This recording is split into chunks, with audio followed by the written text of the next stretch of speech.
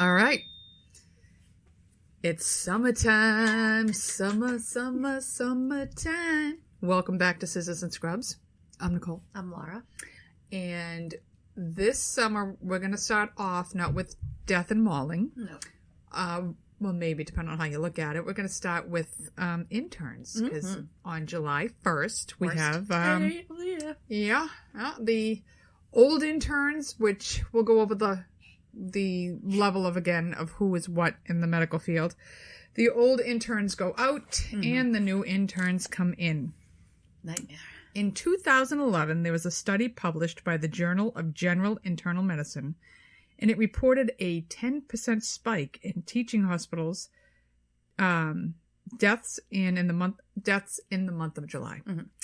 The spike is attributed to the July effect. Yes. What is the July effect? Well, we kind of just told you. Every July 1st is the switch day. Fourth-year med students become interns. Mm-hmm. Interns become second years and so on and so on. You have fifth years now become attending surgeons, depending on what they're in. Mm-hmm. Neurosurgeons, it's 8 years. And it's a tough time of year because we finally get the interns to the point where they're doing like an appendix in 45 minutes. Mm-hmm. And July 2nd, it's back to 4 hours. It's a great time. It's my favorite time of year. So... I have like one blog where this Anthony Yoon, he's a med student and he's describing his first night of call. And he's walking down a hallway and he's like, just trying to go to his call room. And this nurse comes flying out of her room and she's like, call a code. And he's looking behind him and she's like, you're a resident, right? And he's like, yeah, I'm a resident. She drags him into the room. She's like, you got to run this code. He's like, what? And he's got the manual in his pocket. Oh, and he's trying to look at the code manual in his pocket. And he's like, I'm supposed to be the most knowledgeable in the room. I don't know what the hell I'm doing. Yeah. So they rush into the room and he recognizes the patient's in VTAC, which it's ventricular fibrillation, which is usually what comes just before you die. And the nurses are there. The nurses are running they just basically need his name on the record. So he's like, all right, we're going to shock him because he's in a bad rhythm. We're going to shock him.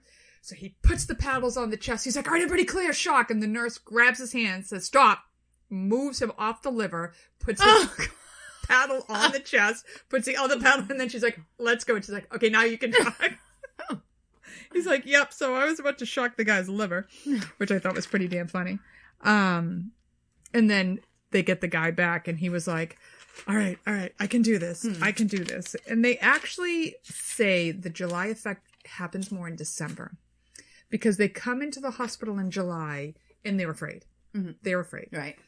They get a little confident after September, October, and now they're overconfident and they start working on you. Mm-hmm.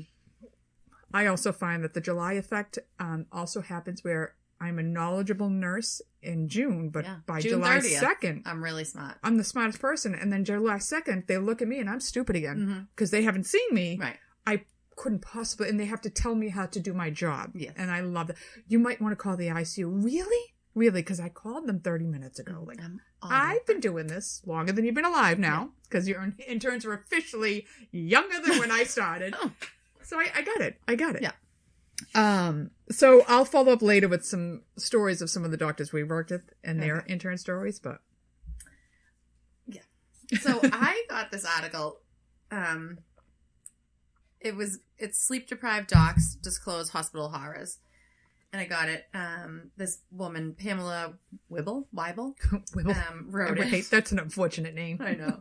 And it was on idealmedicalcare.org. So they're going for the ideal medical care, obviously, on this. So they're saying, this article's basically saying that 28-hour shifts were made legal a couple of years ago for doctors to do. It's too long. No, it's too long. Way too long. So these stories, I just thought these are July effect stories because they're just the nightmares that these people go through. Like, we feel bad for ourselves in July because they're really right. I mean, because they go from 0 to 90. Right, you're nothing, and then you're a doctor. Right, like, and people are looking for you to answer questions, and you don't even know what to do. Right. And we're like, oh my God, like, what? No, stand back, blah, blah, blah. We used to work with this lady, and the medical student one time said to her, where would you like me to stand? and we were in OR 31, and she said, "Oh, OR 30." I'll never forget when she did that. And then, of course, we're all hysterical laughing he's at like, the "What?" kid. And he's like, "Huh? Yeah. What?" And she's like, "Nothing, never mind." You know, like, we were hysterical laughing. He's bright red. I'm like, "Oh, this poor kid." But these people, it's a lot. It's a lot for them. Do you remember the one nurse we worked with? The poor medical student came up to her. He's the intern. He might have been the intern. And he walks up to her and he's like, "Hi, I'm John Smith and I'm the new intern." And she looks over at him and she's like, "Honey, I wouldn't lick you if you were a student."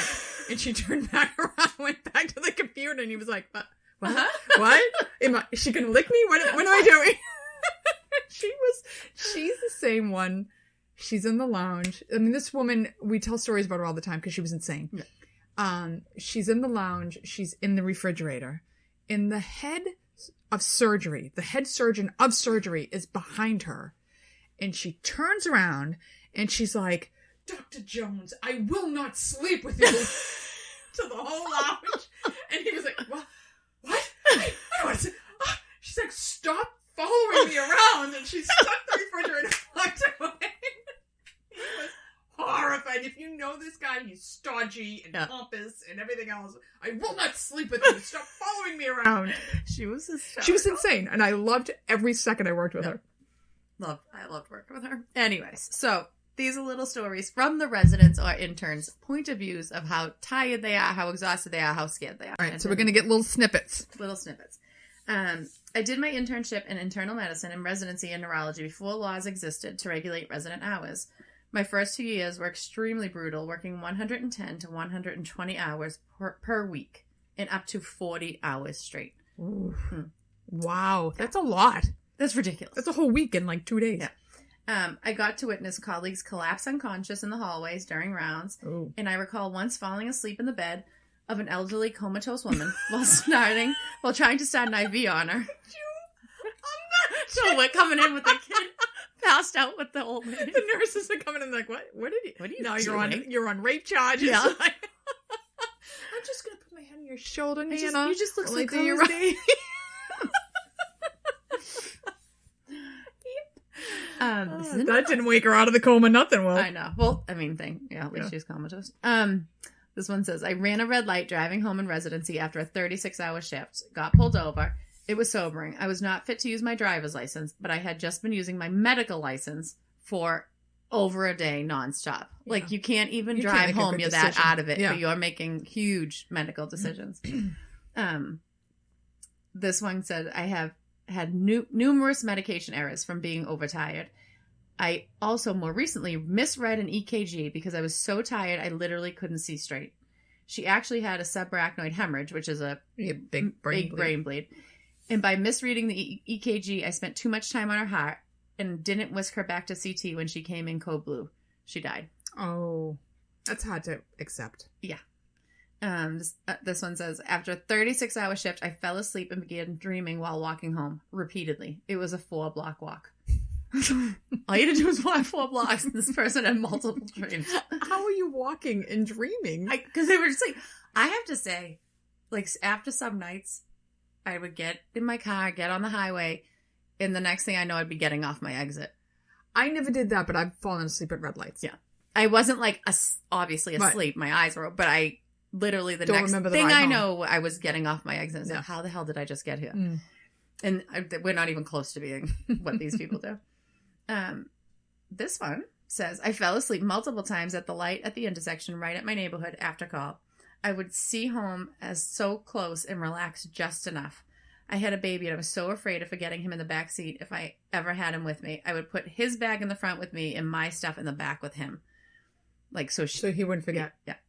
Luckily nothing bad ever happened in either situation, but I just got lucky.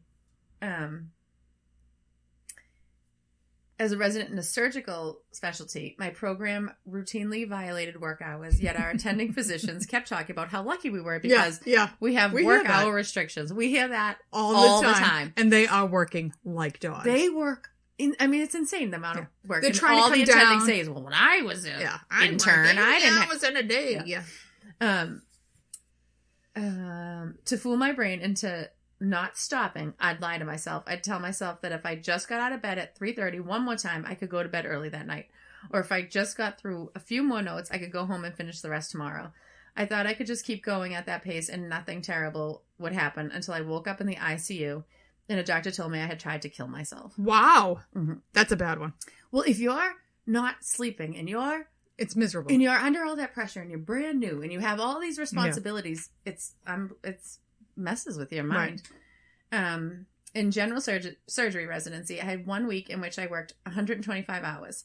I did a weekend of 72 hours in which I got 4 hours of sleep. Eesh. I would secretly hope to get in a car accident and maybe break a leg I've thought so of that. I would be forced to take off from work just so I could get some rest. I thought of that on the way to work. Maybe if I just go off the bridge. Oh, maybe I shouldn't have said that out loud. No, that's not. I had fallen asleep at the wheel thousands of times since medical school. I literally would wake up the next day in my work clothes and not even remember leaving the hospital. I drive from 45 minutes to 4 hours to rural hospitals now and in training. Currently working up to 7 straight 24s in a row. That's a lot. That's literally You're not all for day, 7 every day days. for a week. Yeah. Your body can't even handle that. And how are you going to make any kind of a good decision? Right. When you have had no sleep. Right. I was post-call after a 30-hour shift and rear-ended a car while driving uphill. No one was hurt, but I remember the guy saying, "You hit me driving uphill." He rear-ended somebody going uphill. Dumbass is what he didn't say. I was so sleep deprived that I'd fall asleep while writing patient notes and write my dreams into the notes. And then he kissed me. Yeah. And it was great. I've fallen asleep on a pile of charts only to have the nurses cover me with blankets.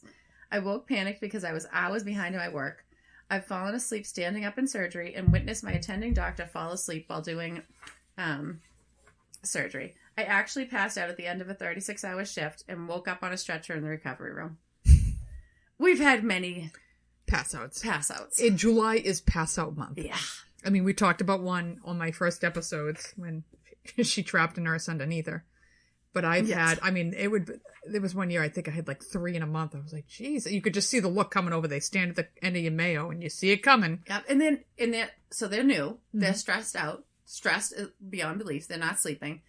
They're not eating because they're trying to do that. I got to go to this surgery. I got to go write these notes. I got to put these orders in. I got to go see that. Like they don't want to stop. And when they're in a surgery, they're getting call after call after call up from the floors. What about this? What about aspirin? Can we DC a Foley? Can you have this? It's nonstop. Yeah, it's nonstop for them. And then the ones that are newer to the OR, the smells and the sights. And it's hot. It's hot and you get the mask and the guy. It's not. I mean, and then who wouldn't faint standing across from me because I'm so stunning? I mean, come on. Yeah.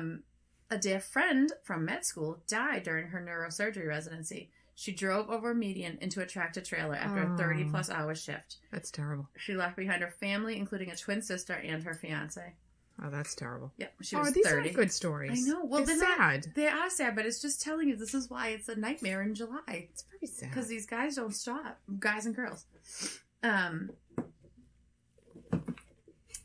This one said, I was at one of the most humane programs in the country, yet as an intern, and I would frequently gag on water while trying to drink. I knew by then that stroke patients and others with neurological impairment had swallowing problems. Mine always went away while working less than 50 hours per week. Yeah, she was stressed. Yeah, they were showing signs of neurological problems, stroke-like symptoms because of how stressed and tired and overworked they are. This one was during internship. I was driving home after a 30-hour call. It was dark and rainy out. The usual road I took home was closed, so after some roundabout driving, I got onto the Garden State Parkway in New Jersey, going in the wrong direction. Oh, that's bad. Yeah. Thankfully, police car saw me and pulled me over as I realized I was going into oncoming traffic. He escorted me all the way home. Oh. Yeah. This one was, I have gained easily 100 pounds over the years, in part from eating to stay awake. And you eat crap. They eat whatever's in the lounge. Right, and they were eating just to keep awake. Like, let me go, grab a piece of pizza. You could put, like, 4-day-old dog shit in the lounge. They'd be like, oh, this looks good. Yep. The state police have woken me up on the side of the road many times when I pulled off of the highway to sleep because I couldn't stay awake until their next exit. And just... When I was in nursing school, one of the residents had asked me if I would babysit for him. He was going to give his wife ballroom dancing lessons for 6 weeks. And he's like, can I sign you on? I'm like, yeah, no worries. So I'd go babysit for him. And so the first time I go to babysit, I was like 26. I used to be cute. I used to be thin and cute and everything. So she meets me, blah, blah, blah. They go and they do their ballroom dancing. They come home. Now, like, I babysat 6 Mondays in a row. If you hear some weird licking and sneezing sounds, the dog is in the room. It's not me. All right. I'm not licking myself while we talk. Blah, blah, blah. So, I'm working with him now. It's like a couple of weeks into this, and he's like, I got a really funny story for you. I'm like, yeah. He's like, oh, so after my wife met you, he's like, when I was an intern, we used to have a nanny for the baby, and it was an older woman. Mm-hmm. And he said, I drove her home one night, and I was so tired, I fell asleep out in front of her house. He's like, I didn't come home till 4 a.m. He goes, my wife said after she met me, she's like, don't think I'm going to buy the I fell asleep out in front of her house story if you drive her home. I thought that was so funny. That is funny. I mean, these hospitals, I can tell you my own first day at work, the first day I walked into that hospital was so overwhelming. Mm-hmm. And, you're brand new and you're like, I'm never going to be able to do this. It's too much. You don't know. I mean, there's so many operating rooms, and they escorted me into this operating room, and a girl who I wound up traveling with like a couple of years later, she comes in with her hot red nails, blah, blah, blah. And I'm working with one of the surgeons from vascular who is just a very boisterous, loud, I mean, you know who I'm talking about. So he's working, he's doing his thing. And I'm sitting in the corner, and like maybe, I was there for like 2 hours, an hour, and he turns around, he's like, who the hell are you? And I was like, the new scrub tag. He's like, what the fuck is she doing in here? I'm like, thanks, welcome. Nice to see you. So nice to meet you. And every year, every July, it's always like, let's watch how long it takes them to find any room. Yeah. Anywhere. Yeah. You'll be like, yeah, go left. And they're walking around for hours. How many times I've stopped and been like, do you know where you're going? Yeah. No, can you show me? Yeah, here, yes. I'll walk you down. I do feel bad for them because it's like a deer in the headlights when you see them. It is funny though watching them. So one of the nurses we work with was talking to one of the surgeons who, at this point, he's close to retirement. He's a sweetheart, love him. He's one of the nicest guys we work with. So he just starts telling her about when he was his intern year. And he was an intern. He's in the ER. He is a surgical intern, but he's in the ER. Mm-hmm. But let me stop the story real quick. Let me just go over again who everybody is, because you're all going to forget. So after you finish med school, you get your doctor, but you've never touched really a patient. Now maybe you have, but not like this. You become an intern. That's your first year of residency, whether you're going into psych, you're going into medicine, you're going into surgery. It's your first year doing whatever it is you're going to do. Mm-hmm. So you're brand new and you're learning the process of the hospital, how to write orders, how to prescribe meds. They only tell you med school basic parameters. I mean, one of the stories the guy had said was he had this out of control patient, but he was afraid to give any more than 0.5 milligrams of Ativan. He was like, within 2 weeks, I was prescribing 20 milligrams. He was like, it was ridiculous. So they're learning the whole process. Mm-hmm. The following July, they'll become second years, and they learn more of the process, and third years, and fourth years. When they're done with their residency, however many years that takes, they become an attending doctor, or they go and become a fellow. Mm-hmm. And a fellow they are technically an attending doctor and could technically work on their own, but they're specializing in orthopedic trauma, or they're going to specialize in cancer. They're going to specialize in something. So they're learning that particular trade. Mm-hmm. Okay. So this particular doctor he's in the ER as an intern, and this patient comes in and they're bleeding in the chest. Mm-hmm. So the ER doc's like, you've got to crack this patient. He's like, what? You talking to me? He's like, I'm an intern. He's like, well, the patient's chest got to get surgery. You got to crack the chest. He's like, I can crack the chest. He's like, you got to crack the chest. He's like, so bring him up to the OR. Intern, I'm cracking the chest to stop the bleeding. And in comes one of the head cardiac guys from back in the day. Not the one everybody talks about, but the head cardiac guy comes in. And he comes in and he's doing his thing. And, this intern doctor is like, he's like shaking in his boots. And after everything is calmed down, he finally looks up. And after he had chewed him a new asshole for bringing this guy up and not calling cardiac, he's like, who the hell are you anyway? He's like, I'm the intern. He's like, what? What are you doing cracking a chest? Like, again, choose him another new asshole. The poor guy. So I was dying laughing. And then somebody else, like, we had another cardiac surgeon who, he was very difficult. Is that kind words to say? Okay. He had these piercing blue eyes. and he would put his loops on, and it didn't take much to set him off. The color of the drapes could set him off. And he'd zone in on you with those loops and those blue eyes. And that was it. For 8 hours, you were done. Whether it was the nurse, it could be anybody in the room. So he had done this to one of his fellows. And he tortured this guy so much, he put him into AFib. Legit AFib. They had to take the guy to the ER. I'm like, and he probably was like, yeah, great. Oh, I did that. I used to pretend to be a chameleon in his room. Yeah. So I would match the cabinets. If he didn't see me, he couldn't yell at me. I'm the Bovie now. Now I'm the suction machine. I just blended in with the furniture and just listened to the scrub nurse to see whatever he needed. Because he'd mumble on purpose. He's a great guy. He liked me, thank God. Well, because you were blonde with blue eyes. He never gave me a hard time necessarily, but I didn't get one either. I was very big into just pretending I didn't exist. Dead quiet. Yeah. I just stared at him and pretended I was listening. listening. I sat at the end of the Bovie and just listened. My first night on nights, I came in, and at that time I had sequin silver shoes that I would wear. Oh, yeah. Remember that? And I was working with this particular scrub nurse. She's not my favorite scrub nurse to work with. She was kind of a spaz. So he liked to have a slush machine every time he did this cardiac surgery. So it's something you got to get. It's a process, all right? So I come in at 11 o'clock at night. You're going to cardiac, because it's my first night on nights, and I'm bottom of the totem pole. Down to cardiac I go. This surgeon came in like whistling. Hey, how you doing? Hey, I like the shoes. He was all over the place. Where's my slush machine? And her answer is, I don't know how to use it, so I didn't get it. This is at 11:03. Oh, God. So you mean to tell me I don't get a slush machine because you don't know how to run it? Oh, boy. And she was like, well, yeah, that was it. Yeah.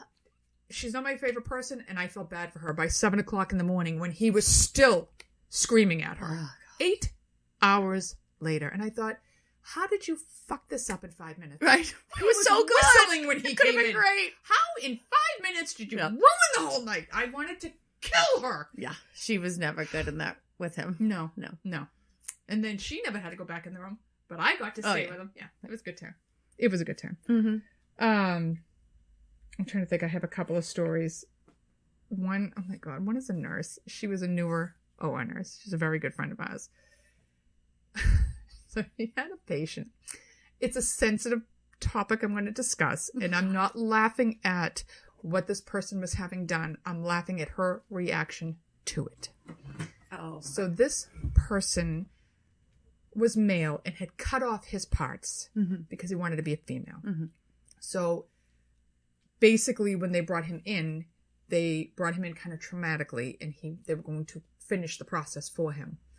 And they're putting him to sleep. And when you're putting a patient to sleep, you stand there and you hold their hand, you're looking at them. And he looked at her and he's like, have you guys ever done this before? And she looked him in the face. She's like, no. The anesthesiologist looked at her. He was like, stop. Will you shut up? She's like, no, we never do this. And she's like, oh, I don't know why I just said that.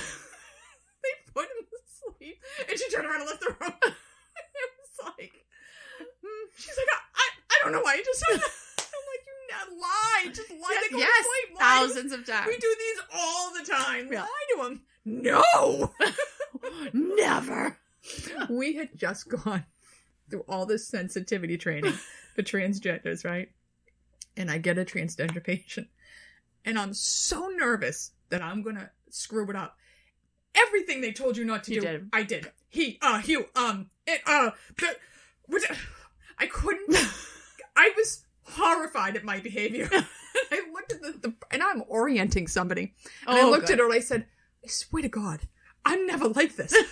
I think it's because she came down traumatically as well. So I couldn't mentally prepare myself to do this correctly because even though they identified as a she, they did not look at all female. So I just made a mess of it. Yeah. I made a mess of it. So I was like, oh my God, Nicole, get a hold of this. I was horrified by my appearance.